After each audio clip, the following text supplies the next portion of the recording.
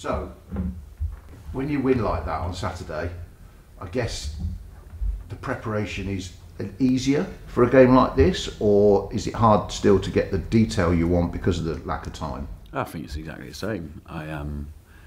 Yeah, I don't think it's any easier. I don't think it's any more difficult. I think obviously it gives everyone a bit more of a spring in their step when they come in on Monday morning. The players in particular, I think we're really consistent regardless. So, but yeah, it's a nice feeling to win it. I think watching the game back again a few times, we have. We win because the lads stayed really brave in the last half hour, were relentless with the energy and the intensity they played at, which was really good. So we need to find a way to make sure we can recreate that in the next two games. So we learned a lot from the last three game week, and there will be changes over the next two games for sure. Some of them enforced, and some of them will be to try and give us the best chance to maximise the points this week. So yeah, no, the preparation's the same. We have a difficult game tomorrow night against a team who's just above us in the table. So yeah, it's going to be an interesting game. But yeah, I think the preparation, the lack of time, we just try and utilise everything we possibly can. The video work, the meetings on the pitch today, and yeah, it'll be good. You hear stories about some coaches in any sport where as soon as the last game's gone, they're on the way home watching video, ready to prepare for the next game. How much do you have to? How much time do you give yourself to enjoy the victory? I don't really know how much you go through a process of, right, that one's done, move on, or whether you actually go, right, let's breathe for 24 hours and start again. How obsessive are you with it? Yeah, no, like we choose to enjoy it in the moment and be really present, but then all your focus is on the next one. But to make sure we can maximise the next game is to learn as much as we can from the previous one. So we spent a lot of hours watching the whole game back and understanding what happened and preparing meetings for the players so they understand as much as possible the good bits of the game, the stuff we need to improve on, the stuff we can learn from, and the stuff that's going to really help us for tomorrow night against Preston. So it's a process we choose to take, but we enjoy what we do. So I think when you can find a way to enjoy the work and the day-to-day, the process, the journey you're on, then the rest of it becomes like the match day, but you can really enjoy, if that makes sense. So yeah, we'll be as prepared as we can be. It's a totally different challenge to Hull in terms of the style of the team, the context of the game, because we've just played Saturday, it's Wednesday, a long journey and all that stuff. So yeah, it's you take each game as it comes and separately, but the preparation for Preston with the analysts and us and watching bits and pieces started a week or two ago. So you're always trying to look ahead at what the problems might be whilst learning and evaluating what's going on currently. So yeah, it is what it is as a championship. It's relentless, and we have a chance to make it a really brilliant week. We were frustrated after the last week, albeit it was a good one, with 7 points out of 9, and we want to go better this time. You said enforced changes. We know Ryan's got 5 yellow cards, so is that the only enforced one physically, as in you haven't got any new injuries to worry about? We'll have to assess things today, but we have got a couple of people that were carrying things going into that game that we'll have to look at and keep an eye on and assess whether 3 games in a week is going to be, 1, possible, and 2, a risk to them individually, and which would mean it was a risk to us as a team. So I think we're in a place where we really trust all the players, and there may be an opportunity for 1 or 2 players this week that have been frustrated at some point, not playing a huge amount of minutes, or just recently haven't played a lot. And the players have to take their opportunities. They really do, because we've had a really consistent 11 for a while, which has really helped us. And in an ideal world, you keep that together, but it's why we have a squad. And I think the guys who came off the bench on Saturday made a huge impact in the game, a massive impact. And I said that after watching it back, it was even more evident they made a big impact in the game. So yeah, there will be opportunities for players, and they have to take it.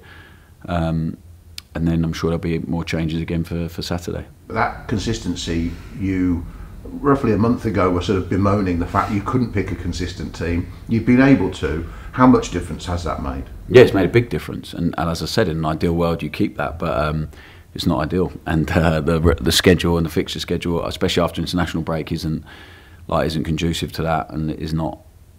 The preparation for it wasn't ideal. We had people travelling all over the world. We've had a couple of injuries going into the break that we've had to manage.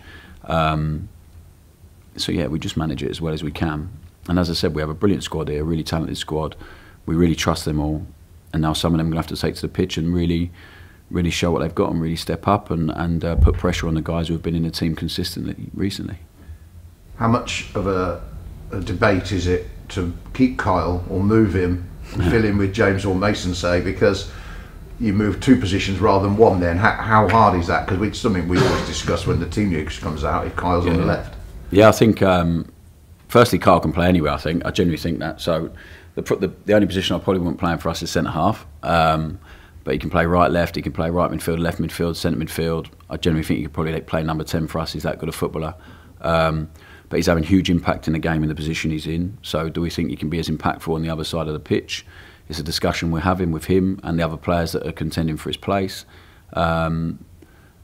You know, we might even tweak the shape a little bit to accommodate the people that are coming in. So we'll just wait and see. And it's something we've discussed a lot and we made a decision on. And you'll see the decision tomorrow night. And but whatever it is, the players will be comfortable with it, and they would have been part of the process in discussing what they're comfortable with and what's really important for this game. But I think Carl's been really outstanding, and we've adapted for him a little bit because he's that much of a good player. So we're always learning about the players all the time, and I think the role we've put him in recently, he's built really nice understanding with Adam Armstrong and Will Smallbone in particular on that side of the pitch. He's been really effective higher up the pitch for us because he has so much quality. But there'll be games when we need him a bit lower in the pitch. There'll be games when we need him on the other side of the pitch. So yeah, we'll just have to wait and see. Can I ask you about Adam? Because obviously he's thrilled the way the season's going for him, and I've spoken to him in the past. He's not. He's really demanding himself. And like, I spoke to him the other day, and he feels like he hasn't really got going yet. And I think he's the 2nd top scorer in the league. So it's a nice thing for us. And I didn't let you finish your question. No, but it was just about how he's, other than Kyle, he's the only player, outfield player, that started all 11 games. Now, when the summer, we might have not thought that necessarily with Shea and other players and where you play him. Yeah. So how has his evolution happened, and what is it about him that has made him so consistent for you? Attention to detail, does exactly what's asked of him in possession, out of position. A recovery run again on Saturday where I think he hits the top speed in the whole team, runs back 60 yards to force them backwards, didn't steal the ball, so it's not as eye-catching as some of the ones he's done this season. But it's just really important. He's just a brilliant teammate. We trust him. He's played a few roles for us, and probably not in his favoured role as a number 9 really as much as he would like, but still scored a lot of goals already. Really consistent. We're still trying to work out the way best to utilise him in and around the final third, and that will come, I'm sure, because he's so valuable. But just intelligent, gives everything he's got all in every day.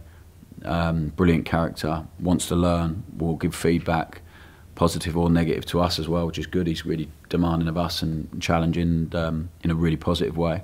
So I just think he's a really good example to the rest of the group, really, and really flexible tactically, but mentality-wise, he's right up there. We spoke, didn't we, on Saturday night about when the ball's on one side, you know, perhaps not being naturally thinking about gambling at the back post, him or Camaldine coming off either side. Is that something you want to see more of, players actually taking that slightly bigger risk to actually get on the end of it? We have like it's up to us to keep giving them enough evidence that they've.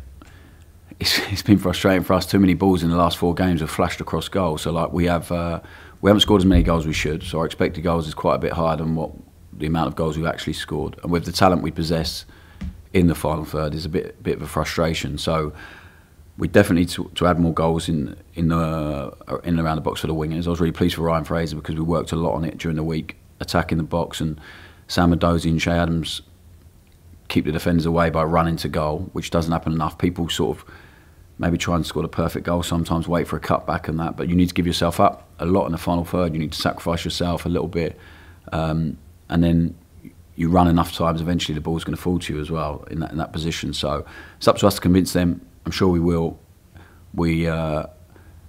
Some of the guys are a bit too unselfish at times, really. So want to be the guy to assist them, but to really go and score is a different mentality.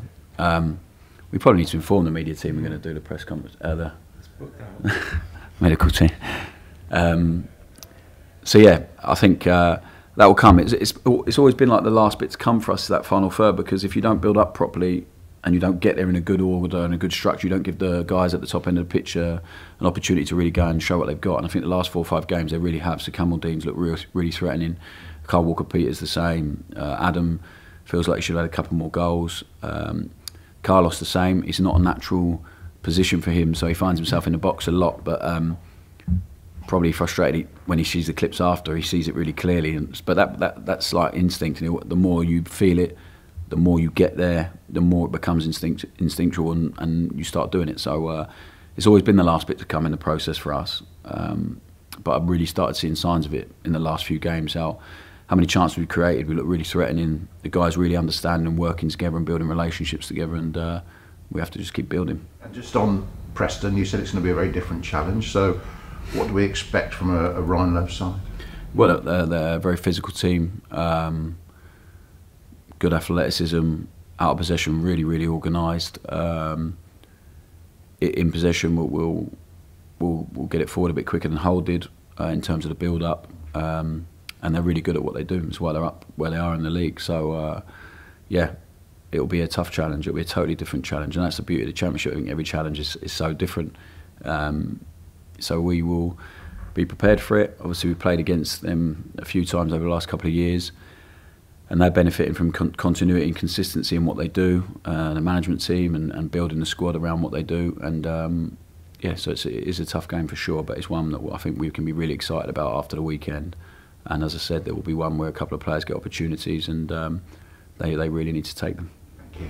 Okay, George for 10:30. Morning, Russell. Just on that about Preston, can you take any sort of confidence or anything out of the fact that they're without a win in 5?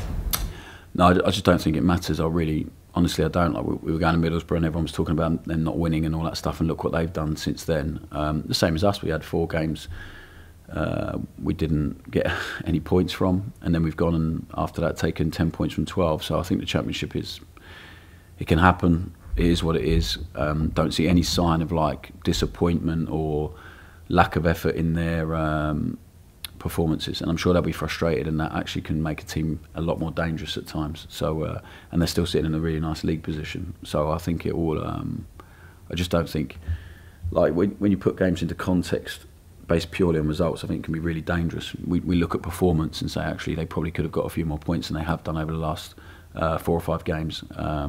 And football sometimes works like that. So no, I don't think it has an impact on the game. Where it has an impact on the crowd and the energy with that, and if we go there and start well and all that stuff, then that's a bit of a different matter. But we always try and put the game in context emotionally for the players, because it's as important, if not more important, than the tactics and everything we'll discuss. So yeah, we've had a chat with them about that. We'll have another chat with them about that. But it is about us. It's not about them.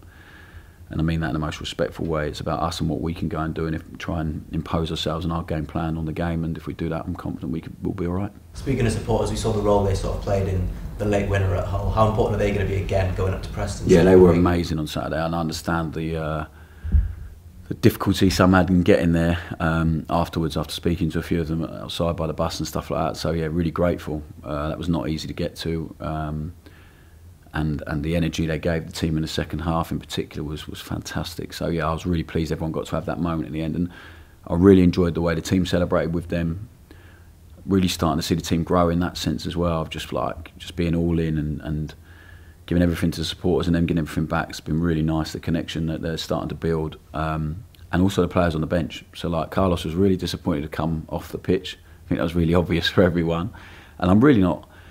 It really doesn't bother me that people get frustrated about coming off. Like I know there's this thing about, it just doesn't. It should annoy you coming off the pitch, and it should annoy you if you haven't played as well as you could have. But he's still jumping. He's the furthest one out when we score. Jumps out of the dugout and celebrates. Nearly jumps on the pitch. Everyone's celebrating together. It was one of the best things about Saturday for me, and I think we showed that in the team review, because it's really, really important, because it just wasn't there when we first came into the building. That connection with each other, the spirit, connection with the supporters. So we have to try and keep building that in this building and with the supporters, and hopefully the more moments we have like Saturday, that will get better and better. But yeah, they're going to be really important this week, and Wednesday night at Preston is not an easy, so I don't know how many we're taking, but I know the ones we do take will be there, and hopefully the same energy as Saturday, and we'll give them the same energy back, and hopefully we can have another nice moment together. You mentioned the Championship is relentless with Adam just then. How difficult is it in a week where you've got 3 games in the space of a week to maybe get some mental respite, to maybe switch off a little bit before you then go into game day? Yeah, I think like we always try and get a balance with that. So when we work, it's really serious, really demanding. But I think when we're not working, we try and be relaxed around the players.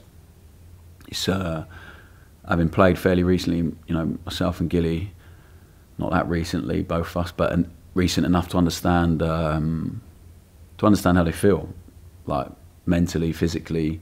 A lot of conversation. That's why we do individual meetings as well as the unit and the team, just to build a relationship and try and understand them as people, because there'll always be people first. So I think we do as much as we can. We have a brilliant new recovery suite or lounge, whatever you want to call it here, which Chris and the guys and the medical team have put together. It's really, really top, and we try and utilise everything we possibly can to help the players, not just physically as well. It is that just switching off, and but I think they're really starting to enjoy being together as well. The players, they spend a lot more time together now, even like at dinner and away. And I know it sounds really small and trivial, but it's not. The fact that they don't just get up and go straight from dinner, and they enjoy spending time, and the noise level is increased a lot. Is the culture they're building and we're building, and the group, the feeling around this place is so important. And the thing that, when I look from the start where we came into now, is the thing that's probably grown the most and will impact the performance on the pitch hugely, I think. I remember yourself and Ryan Manning saying after the Sheffield Wednesday game that you expected there might be quite a few late goals this season, given the way that the team play, passing the teams around and making them tired. We're starting to see that now, aren't we? Is that something you really drill into the players in training to make sure that they're willing to keep going? Is that Yeah, we score because Sekou runs and gets the ball on the pitch really, really quickly, and it's something we've been drumming home about, and having multiple helps us, because we haven't had that for the last 2 years in the Championships. The teams can kick the ball off and get some rest, and now if the lads really want to, we create another chance with Stewie in the first half where Carl picks the ball up. Their ball boy does a really brilliant job of trying not to let him do it, but Carl picks it up, throws it to Adam Armstrong, and we create off that. So talk about the Championship being relentless. You have to bring relentless energy in every game, especially the way we're going to play like this. People think when you're trying to dominate the ball, it can be slow, but the guys, you can't dominate the ball unless you show relentless energy and intensity to play football, to pass and move for each other, to win the ball back really quickly. The players run the most out of possession in the league. They should, because we spend a lot of the time with the ball. But I said to them, it's going to be as important that you maintain that throughout the season, that you're willing to run as much as possible without the ball. Otherwise, it's all pointless. So, yeah, the energy's been really good, and they have to maintain that. And we made subs because the energy was just fading a little bit in the game, and we showed the guys why. It's really important for them to show why. The recovery runs on the 60-odd minute just weren't quite there. So then you bring players on who can bring that energy, and thankfully for us it worked on Saturday. And now it's up to the players and up to us to energise them enough to bring the same tomorrow night. And just don't ever want that to be an excuse that the energy's not been good enough or the intensity's not been good enough. Like, if you get beat, you perform well and get beat, or the tactics weren't quite right always. But I said to the players, just never allow the energy to be the problem, which for 20 minutes against Rotherham in the second half it was, but I think they've taken a lot from that game. Ryan Fraser spoke with the club after the game and said he's sort of aiming to still be at the end of the season. He'd like to make his loan move permanent. Is that something you'd also like to see? I know it's still very dull. I think like we want good characters and good players, and Ryan definitely fits into that. I think the fact that he feels the way he feels after a short period of time here, and he's enjoying it so much and has expressed that publicly that he would like to stay, I think is really brilliant for us as a group of staff and the group of players, to show what we're trying to build here, that people that feel they belong to it and they want to be part of it. So he's really enjoyed himself, and we've seen the energy in him has been brilliant the last few weeks, and just felt he deserved to come on Saturday. And he's been so good in training, the way he's just proper, like he does everything properly. Passing drill, the warm up, everything he does is like exemplary. He's a brilliant professional, and he's been really good for the group. So like, I think the best thing he can do is carry on doing what he's doing. There'll be so much that goes on between now and the end of the season, I can't give you an answer, but knowing Ryan and knowing his capabilities and understanding him as a person, would he be someone we'd want here as part of the plan and the project for a longer period of time than what we have him, then yeah, of course. But he has to make sure he does enough on the pitch and to really put himself in a position where everyone feels the same, but me and him are on the same page, He's on the same page with us, the group coaching staff, and he's been really good for us, and he'll only get better. He came in trying to get fit, playing games. It's a bit unfair on them guys, Flynn, him, people coming in who haven't played a huge amount of football. Taylor the same, but I feel like they're all in a place now where they've got through that period. Like, look at Flynn's performance in the last 4 games. He's been, on Saturday he was immense. I think his teammates commented on that after the game. Just really special performance from him. And it's because they're at a place now where they feel fit, they understand the detail, their place in the group is really cemented and solid. And Taylor's been hugely influential as well. So they just need to keep growing together now. It's up to us to make sure they stay on track, they keep understanding, we keep learning together. And I'm really confident will put us in a really nice position. And one from me, Stuart Armstrong, a lot of uncertainty around him in the summer. We've seen in recent weeks his importance to the side of the goals he's popped up with. I think he's got 1 year left on his contract. Has there been any sort of discussions about renewing that? I would say no, not at the moment. But I think Stuart just wants to focus on playing football. So he's had a really difficult 18 months, 2 years. Not enjoyed it very much. I don't think you mind me saying that. And knowing him and having played with him, I'm just delighted he's in the place he's in. Seeing him come back to life a little bit with his energy and his smiling, and I really love Stuart as a person. He's highly intelligent. He's a brilliant footballer, but you can only really show that when you have the opportunity to do that, and you're in a good place with yourself, and you feel valued. You feel, an important part of it. And I think he understands now that we just want him to do well and be the best version of himself he can be. I think he's been great for us. We had a tough spell. He came back into the team. We needed him, and he really delivered. And I hope that we can continue to see that streak. Because if we do, he's a really top performer at this level, and I'm pretty sure we will. It's been nice, as I said, in the summer it was a different Stuart Armstrong to the one I knew.